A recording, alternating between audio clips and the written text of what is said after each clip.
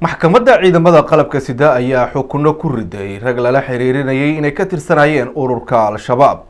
warbixinta warkaasi waxay noo faahfaahinaya wariyaheena Cabdiraxmaan Kambala.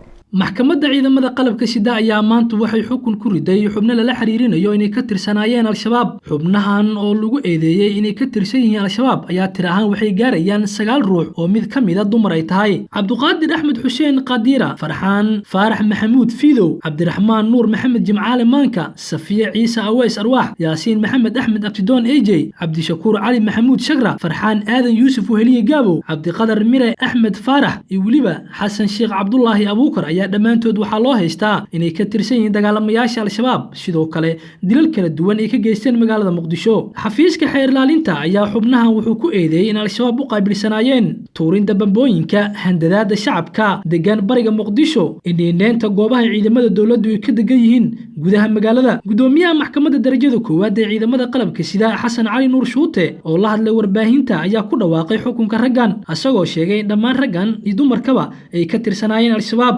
xukunka lagu riday 9 ruux ayaa waxa uu dhacay sidan: Axmed Cabduqaadir Axmed Xabsi Daayin waxaa sidoo kale maxkamaddu xukuntay min 15 sano oo xabsi ciidan ah Cabdiraxmaan Nuur Maxamed Jimcaale, Safiya Ciise Arwaax, Yaasiin Maxamed Abtidoon, Cabdishakuur Cali Maxamuud iyo waliba Farxaan Aadan Yuusuf Weheliye, halka maxkamaddu min 8 sano oo xabsi ciidan ay ku xukuntay Farxaan Faarax Maxamuud iyo waliba Xasan Sheekh Cabdullaahi Abuukar. ugu dambeyn gudoomiyaha Shuute ayaa wuxuu amar ku bixiyay in xabsiga laga sii daayo Cabduqaadir Mire Axmed haddii aan loo haysan wax kaloo dembi ah.